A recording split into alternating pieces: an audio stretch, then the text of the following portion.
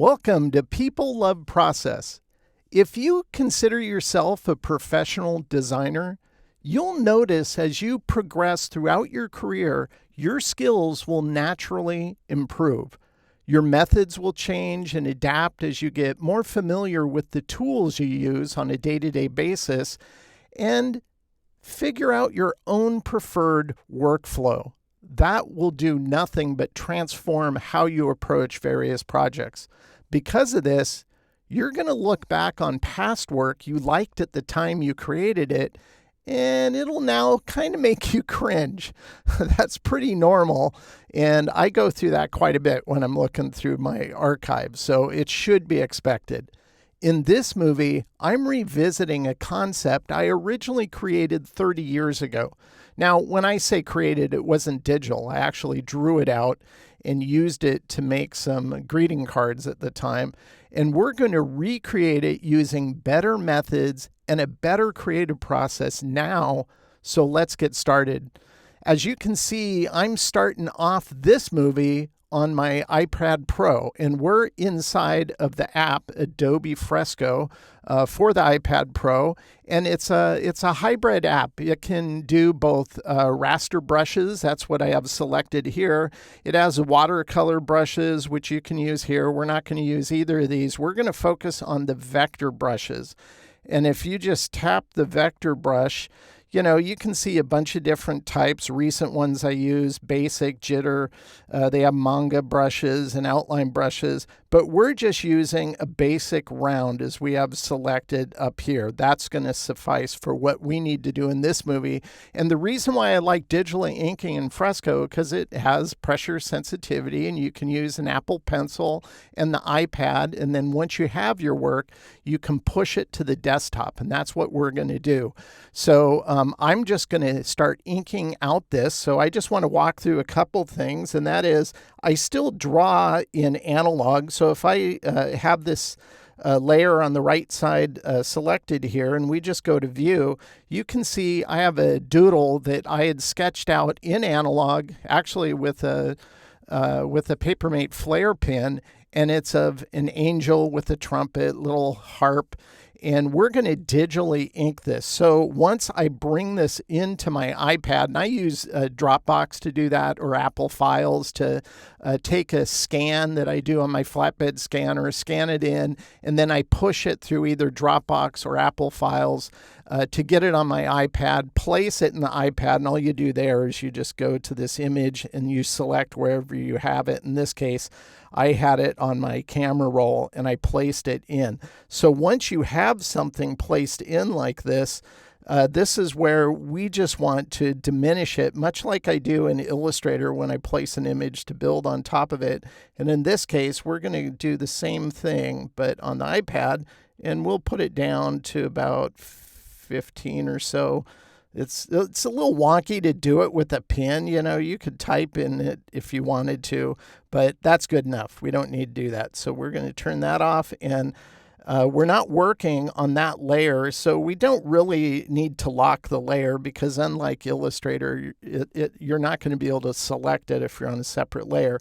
On a layer above it, this is where we're going to do some digital inking, and we're going to use the vector brush as you see here.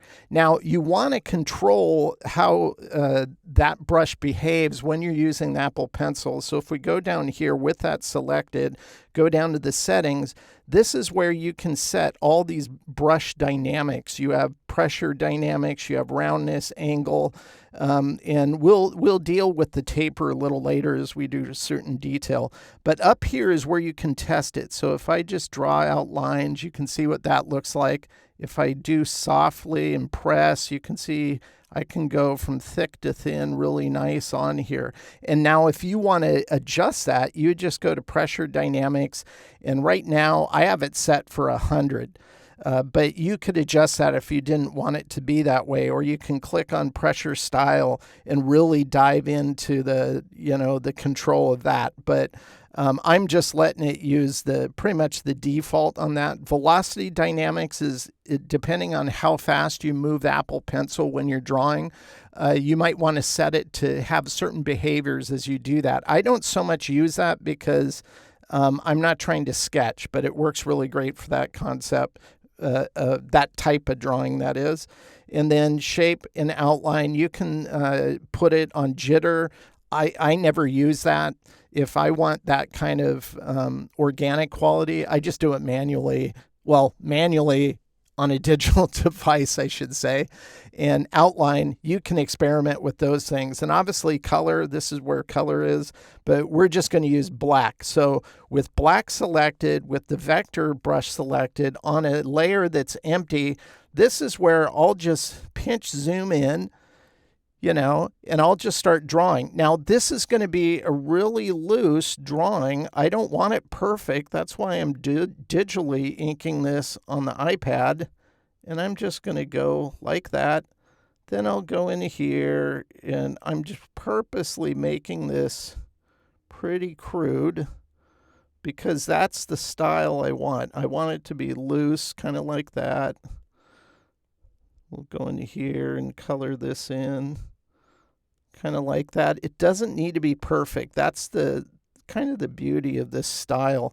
And if you want to rotate it, you can, because sometimes it's just easier to draw in a certain orientation.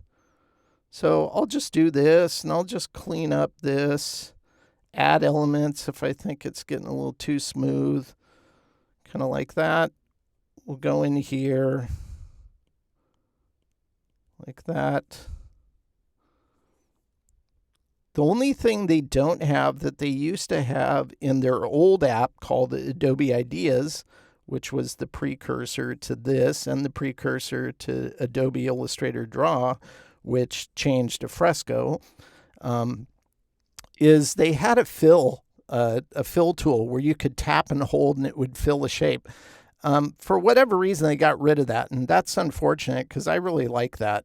We'll go ahead and draw his beard.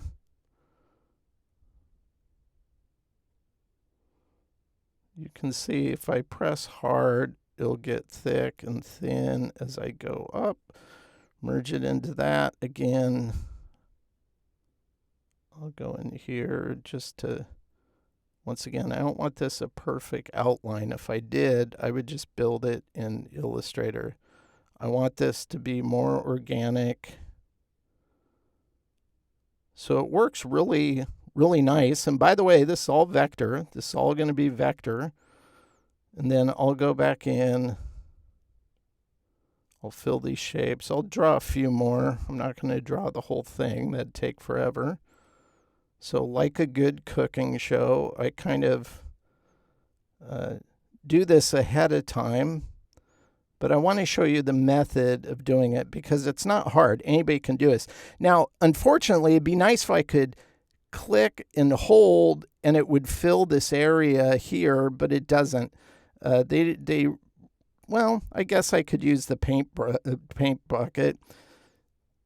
So you can do it that way. It's just, I'm so used to how it used to work where you'd tap and hold and it would just automatically fill it like the paint bucket. I kind of miss that because this way you have to keep going back and forth. I'll go into areas like this and I'll just add like that because I think it looks better in the final. This kind of looks wonky. Let's go ahead and adjust this. And then again, I would kind of round off that area.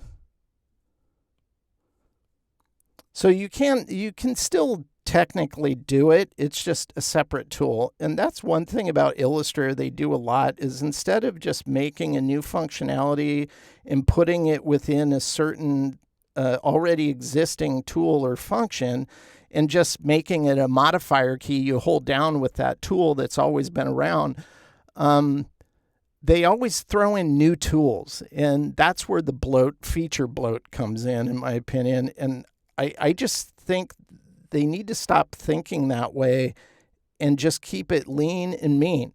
So like this, it would be nice if I could do a 2-finger like tap with my free hand and then click and hold and it would fill it in and it'd default to this. But you have to switch tools in order to do that. So that's how I'd handle that. Let's go ahead and just do... let's do his nose, and then I'll do an eye, and then we'll kind of move on from there. Oop, make sure you're on the brush like that.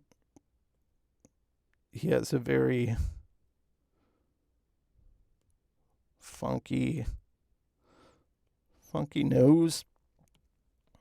Fill that in, fill this in, that, color that in,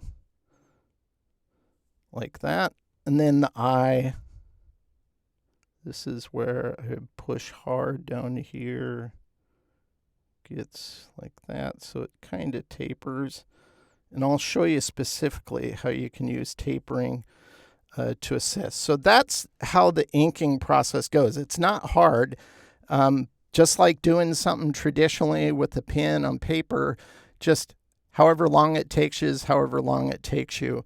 I tend to overanalyze stuff, and I'll go back, and if I don't like something, this is where you can take the erase tool. Like I think this gets pretty straight here. So we'll just erase it like that. We'll go back to the pen or to the inking brush, and I think I'll just round it out a little more.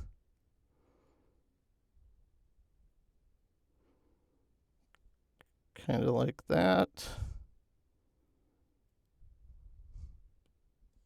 Go ahead and fill it in.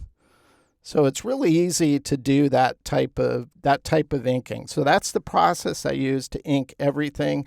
So I'm going to turn this on. I'm going to turn this layer on because we've already inked out everything. And so this shows how I did everything like this. But notice in his head, I have these hairs up at the top because he has a hairy top of his head. And I want to add some of that hair elsewhere in other places. And so if I turn on this layer now, and I show you what that looks like, you can see we've added little stubble on his feet back here. So if I turn that off again, if I go like that, we just put kind of whiskers on his back as well. And then for the other hair, if I go ahead and turn that on, you can see we did all of his limbs that way. But before I jump into that, I just want to show you how I would handle doing that because it's adjusting the brush you're using. So we're going to create another layer above it. And then we'll go ahead, we have the brush selected. We're going to go back down to the brush settings. And on this one, we're going to go to taper. And on taper, if I just move like the in taper up on this, let's say 27%, and then we'll go ahead and close this. We'll zoom in on his arm, let's say, and I go like this. Notice it's going to create a tapering that goes thick to a point. Now that's kind of fine. So if I press harder, I can get these really cool hair shapes like this, and it's really easy to do that. So that's how I would use like that feature, you know, to create all these hairs. And the more, if you don't like something, just go ahead and undo it like that. But it's an easy way to get these hairs. And if you press harder, it'll start off thicker. If you want it more fine, don't press as hard, and it'll give you a finer line. So it's not hard to do at all, but that's how you can taper it, because you wouldn't want to sit there and try to ink it into a point. It just goes a lot slower. So those kind of controls will provide you that ability, you know, in this case, to give him a hairy arm. But I'm going to turn that off, and we'll go ahead and turn this layer back on because this is all the final inking. And it's at this point that I want to push it to the desktop. I don't want to do any of the coloring inside of Fresco. And you might be going, well, why wouldn't you want to do that? Wouldn't that be easier? Well, I'll put it this way. It's not wrong to do it that way, but as you're going to see as we move to the desktop, you're going to understand why I don't do that. And it's easier to show you why once we get to the desktop. But how do you get this to the desktop? Well, first, I wouldn't want to send this file. So what I do is I go back to my library, and it saves it. And so this is the one we were working on with the green check mark. And what I want to do is make a copy. So if I click on these, you can make a duplicate. And that's what I've done to create this one, which is a duplicate of the one we just used.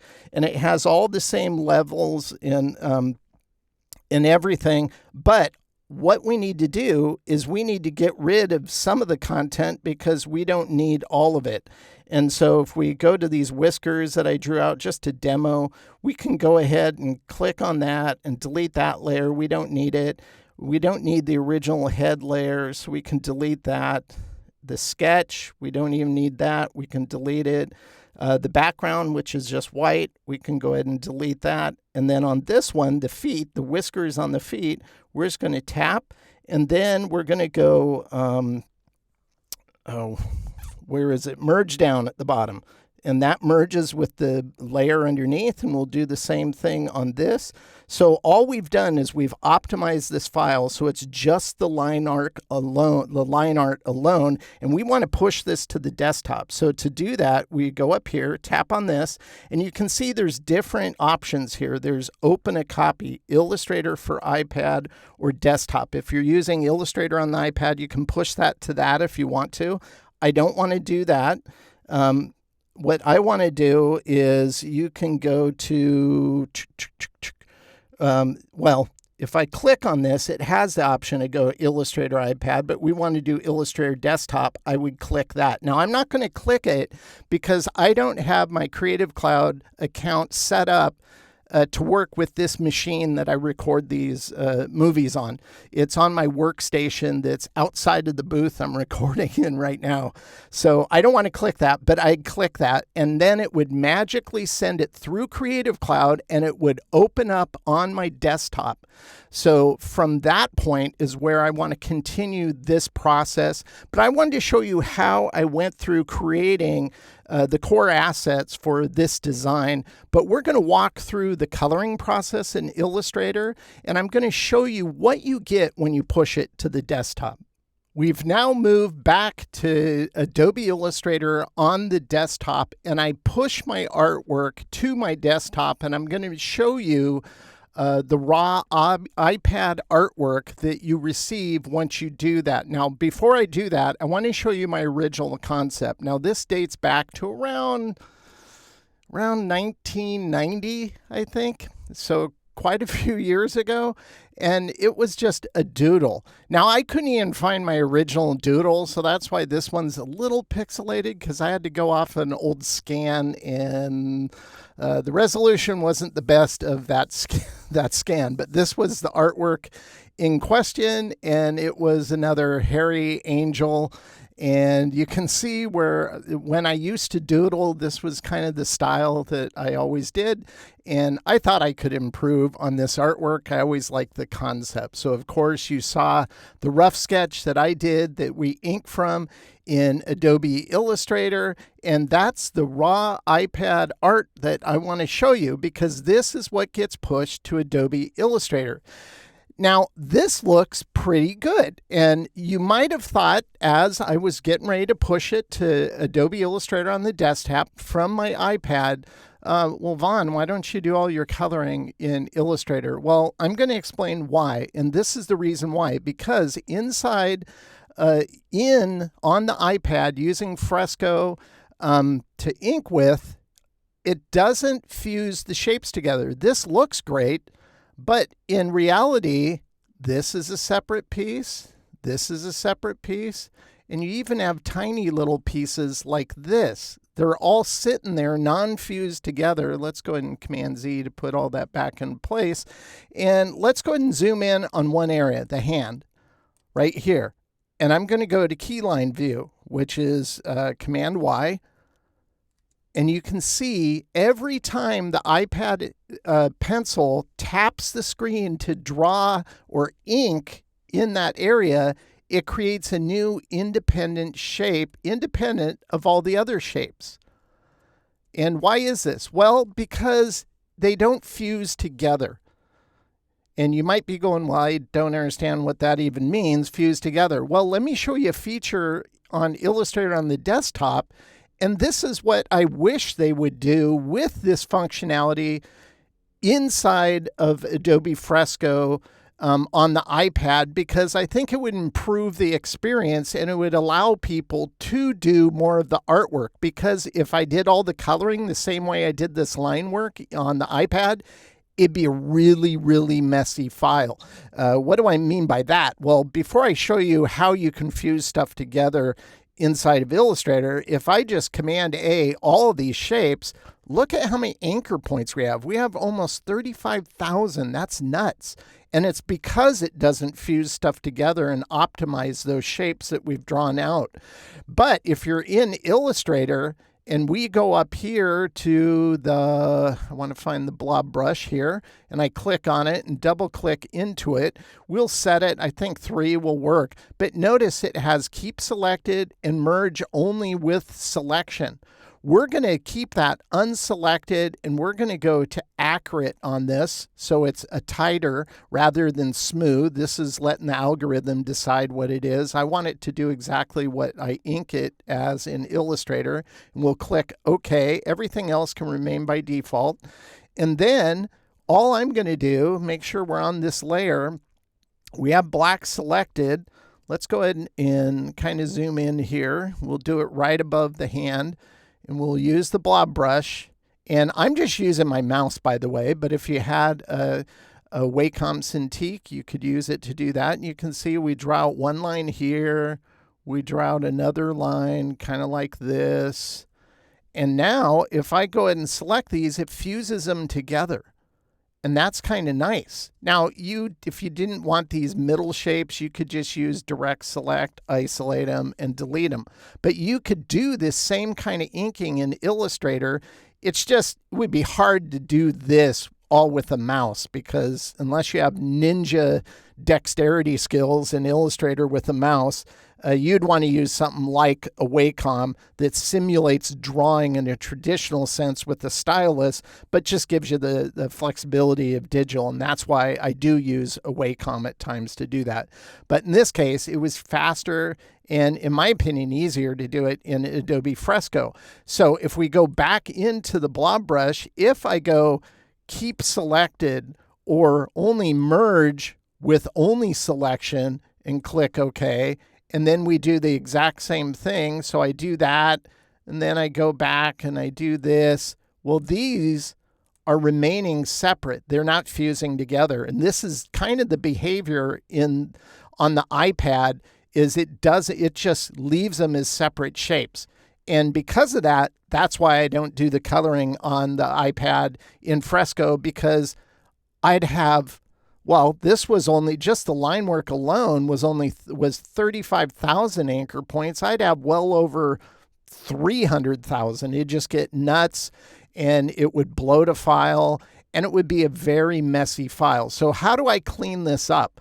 Well, this is where I'll select all the artwork. Because it is fused together, it has nearly 35,000 points. I'll go to the Pathfinder and I'll just go Unite. So that will fuse those shapes together, much like the blob brush does with the settings selected to do that.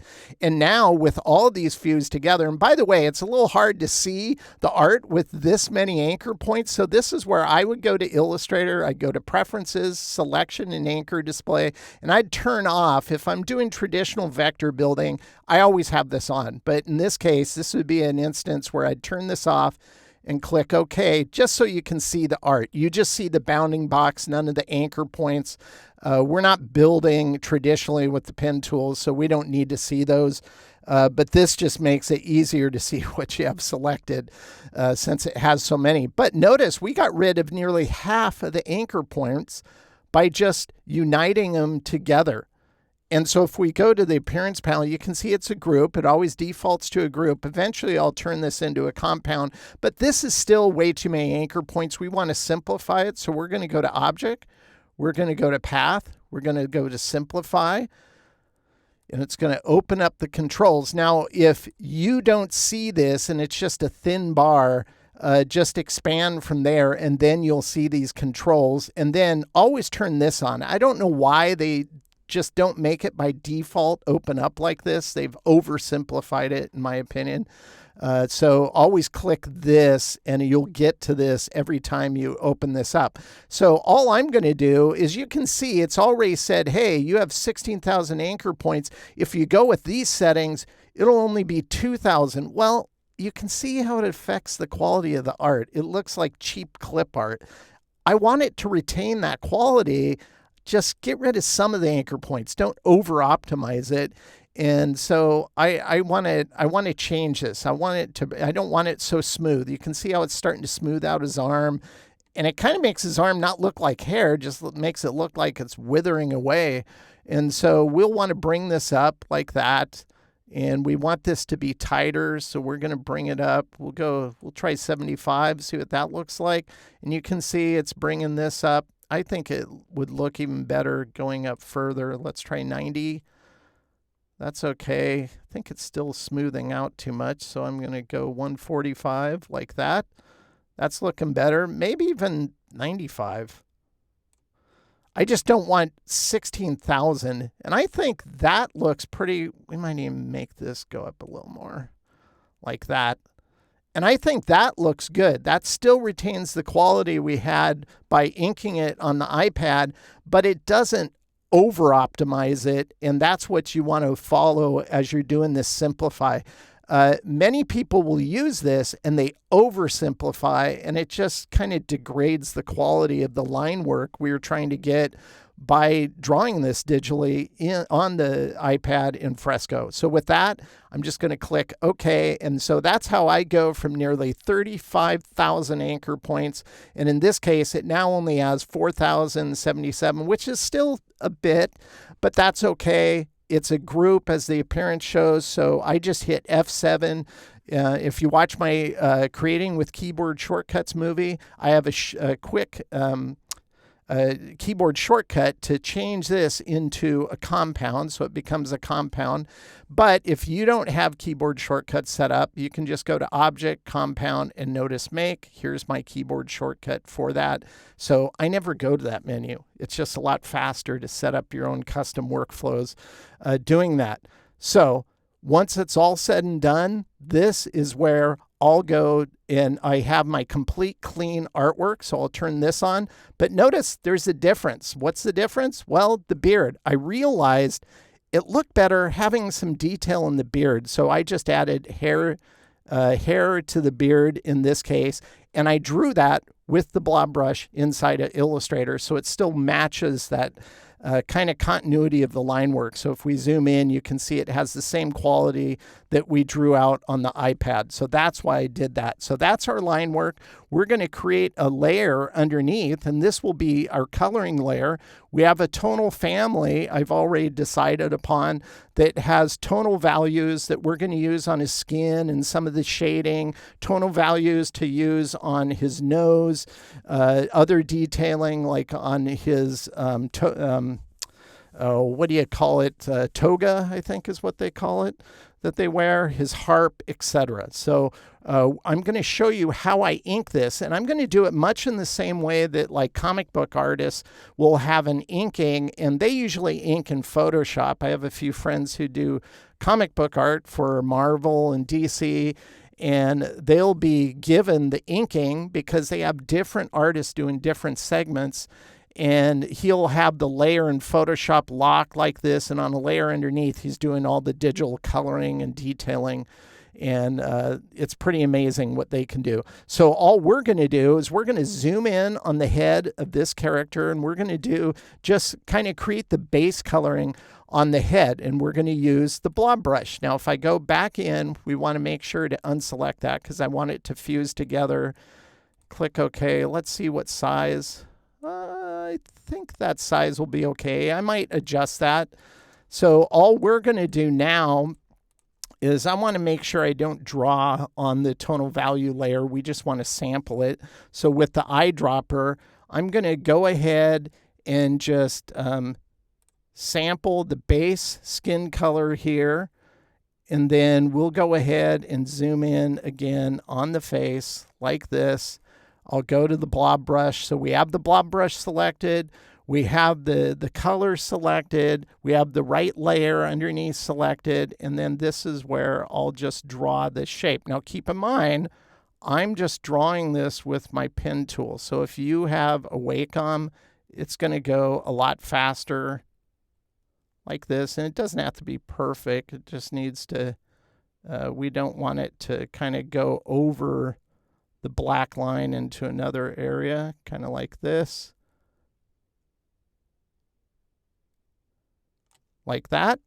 And then I'll select with direct select the inner shape and just get rid of it. And so that filled in all of his face area. I think that looks good. We're going to go up here and get another sampling with the eyedropper. We'll make his ear color. Go back to the blob brush. And notice how it looks like we're drawing on top, but we're really not. It's on the right layer. It just will appear that way until you release the mouse, and then it will show it correctly. Select the inner part. So I just wanted his ears that shade darker like this. And you could go in, if it's a small shape like this, you could just fill it all in. That's fine too, like that. Now we'll go ahead and kind of finesse with his cheeks. So we're going to sample this color. Go back to the eyedropper. And we'll go ahead, create one side. Create the other side. And again, I'm doing all this with my mouse. Like that. That looks good. We'll go up here. We're going to sample ultimately what the nose color is. The nose color is this color. And we'll go back to the blob brush like this.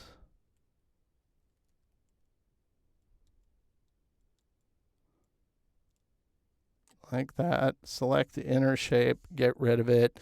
And we'll do the beard now. The beard will be this brown. Go back to the blob brush. And this is where I'd start here.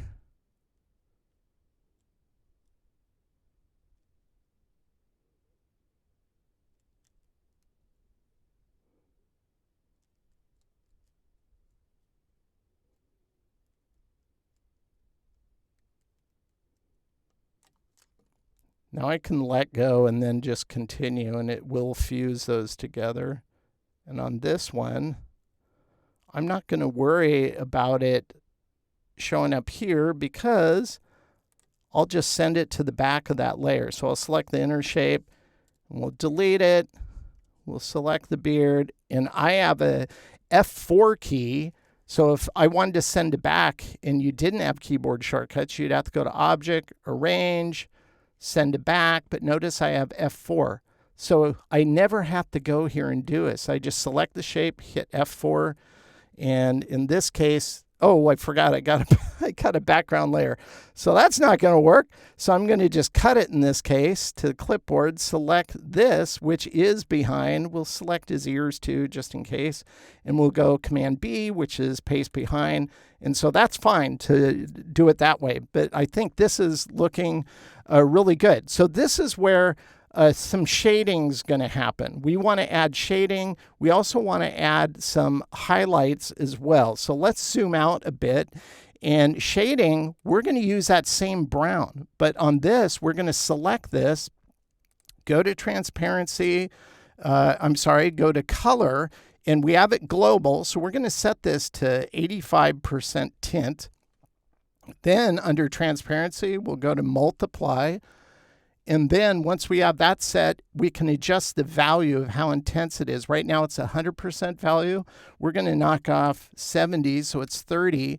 And because this is a warm hue, it's only going to be used in context over the skin and the nose because it would kind of work over the yellow too and over the wings, but I've distinctly created shading colors specifically for that. I'm not doing it with one color.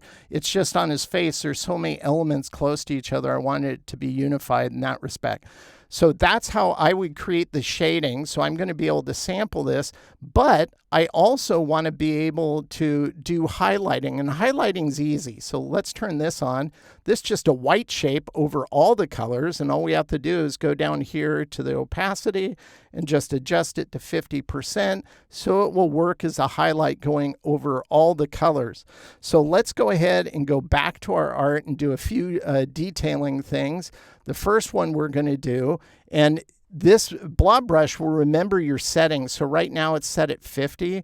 So just so you can see what I'm doing, I'm going to go to 100% here, like that.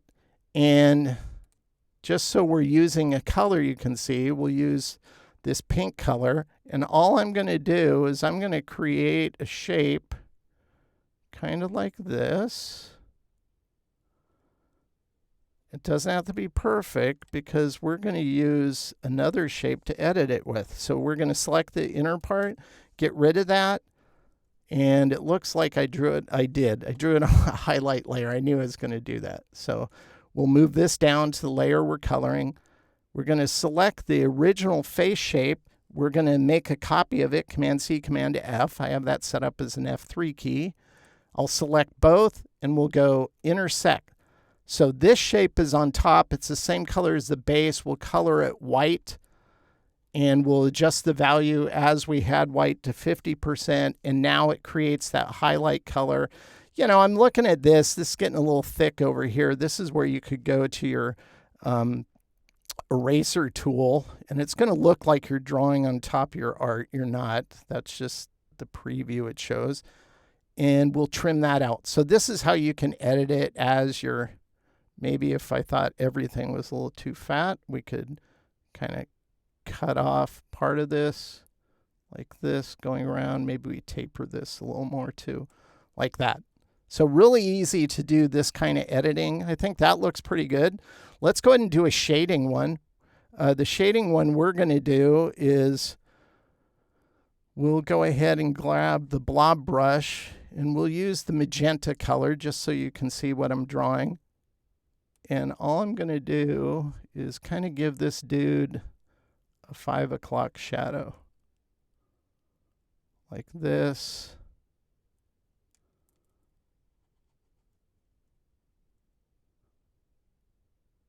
Like that.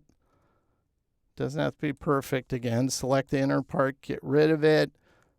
Select the face shape itself. And we're going to clone it, Command-C, Command-F, select the shape we just created, intersect it with Pathfinder. And you can see we have some sticking out here and there. That's okay. We'll go ahead and edit that.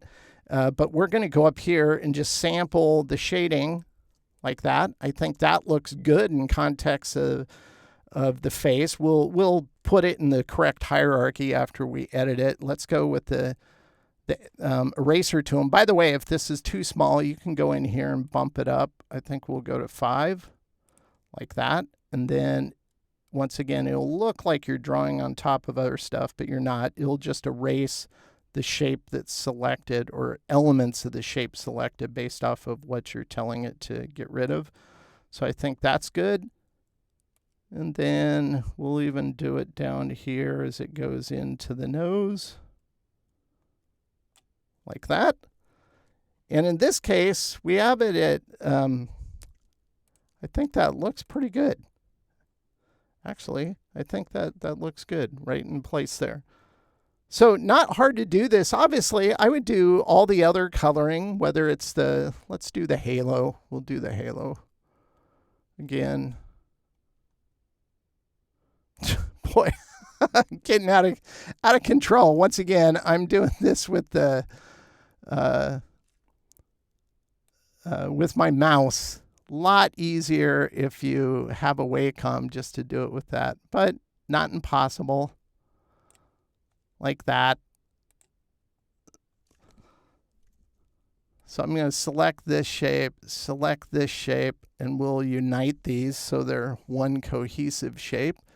So it's like a donut now. And I can select these inner shapes and get rid of it. And that creates, and you can see it's bumping outside. Sometimes if you had this style going, you might want that. That might look kind of cool being off register. But in this case, it's just kind of sloppy. So let's go ahead and just trim that up. There you go. So not hard. You can see I have a little, like I might go in on this shape here and just add to that shape. Oops, I just removed it. Go back to the blob brush and add to it to get rid of that little sliver showing through, and that looks better. I noticed one over here too. Let's go ahead and do that like that. So just pay attention to those kind of details, but that's how I'd start colorizing this character. Now, like a good cooking show, this is all the final colorization. And even areas like if we zoom in on his hand and his trumpet, once again, this color was part of our original tonal family to be used as the shading color. So this is white, once again, just sitting on top with an opacity of 70%. You know, again, this is the brown. In this case, I think this is where I'd even bump this up since it'd be in a darker area. So instead of 20, I'd do 30, and I think that looks better. So that's how I'd handle it. And one part of this I think really brought it to life was just adding this part on his mouth. Without that, it's okay, but adding that little highlight of the base color there really kind of defines his smile. And I think it works well with this overall character. So again, this was based off of my original sketch, and my original rough sketch actually included type that I drew out, shown here. We only inked the angel itself to begin with, but this was my type. And I would consider this the bones of my type. This is how I approach hand lettering, as I figure out the form and shape in general, just so I can compose the design. Then I'll go back in with, in this case, Papermate Flare Pen and just work out the weight of how those letter forms are going to work together. And then it's from this point that I'll now build the letters. Now, I don't build it in a traditional sense with the pen tool. I'll go back to the blob brush, but in this case, we want a black color. So let's select black. Let's go and zoom in on the H here. Let's see what size we have this at. It's at 3. Let's try 2. That's a little big. We'll go all the way to 1. And you want to make sure you're on accurate. I don't like an algorithm on smooth determining what it should look like. I want it to look like exactly like I drew it. So this is where I would just go ahead and start creating these shapes, but I don't want it perfect. I want it to match that nice kind of whimsy we have going with the line work. So it's not perfect. It's kind of crude, but it's not bad. That's what makes it, gives it a nice novel approach. This looks kind of bad. So we'll fix that again. Doesn't need to be perfect. These can just be lines. Okay, that's wobbly. Undo, Command Z. That's wobbly. That's not perfect. Let's go ahead and add that in. Okay, that looks good. Once we have that, I just select the inner shapes here. With those selected, just delete, and you have your letter forms. Obviously, I'd do all of them, but that's the process I would use to create all the letter forms. Here's all the final type. Once again, all created with the blob brush. So again, not hard to do. Here's the hairy angel. I think this looks good. And this is when I usually set a project aside and think, is there anything else I want to do? And as I was looking at this, I go, I like it, but I think the black is just too stark. I want to try different colors for that base color instead of black. I think it should be colorized. So all we're going to do is select everything that's black here, and this is where I start doing color exploration. So I'll select all the black, and right now it's black. So I thought, well, maybe, an angel royalty, divine royalty of sorts. So maybe a purple. it's okay.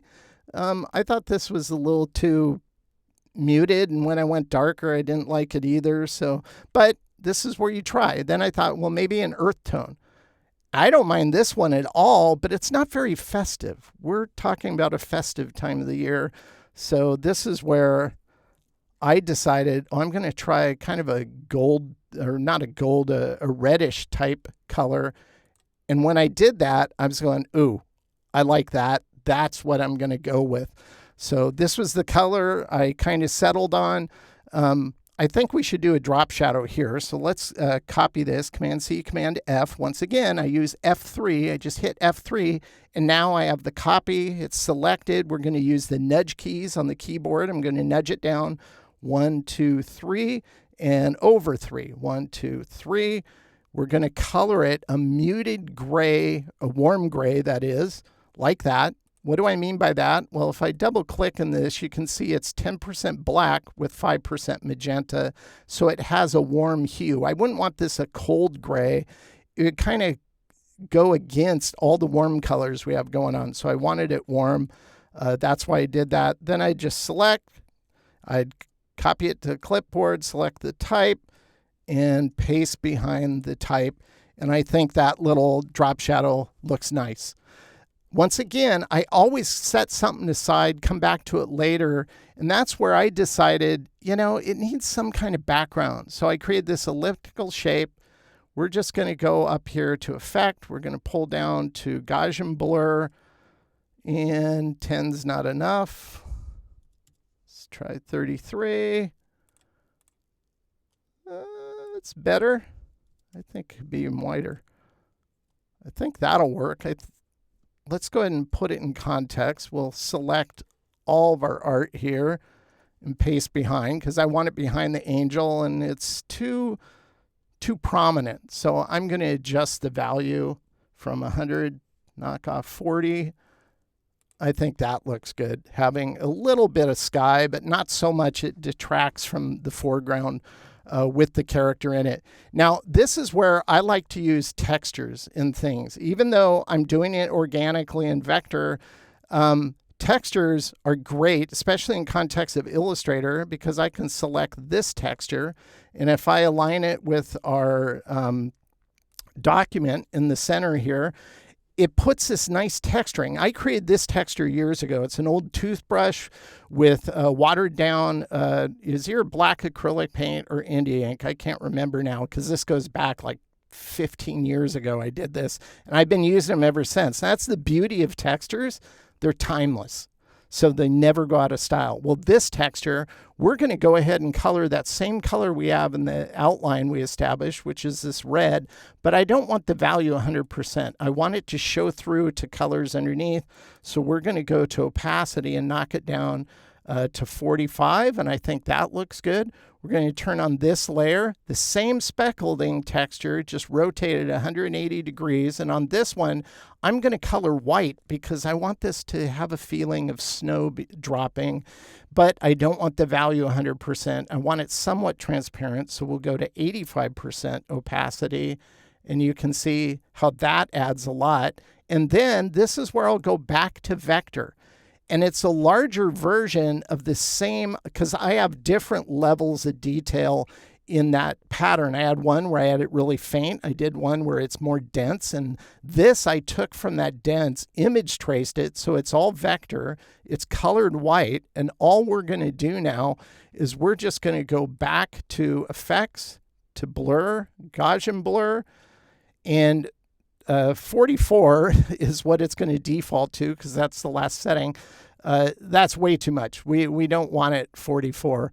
We want to go ahead and do a lot less. We want it blurred, but not that blurred because you can't even see most of it. We're just going to go 7 and click OK. And then we're going to adjust the value again because we don't want it opaque in the center. And we're going to go to 60. And now you can see it gives that bokeh effect of like particles in a sky when a photograph is taken. You see those balls of light show up. But I like the depth of field action. It kind of creates in context of running over all the colors. So When it comes to your creative process, don't get bogged down with working just one way to create your art and design.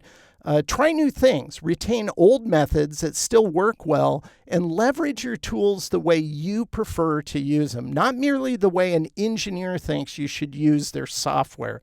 That's key. Flexibility in and of itself is a skill set, so exploit it digitally because you never know what it might reveal along the way. Again, I want to remind you a link to access the exercise files for each movie can be found in the movie's description. Now, unfortunately, there is no way to include a file from Fresco.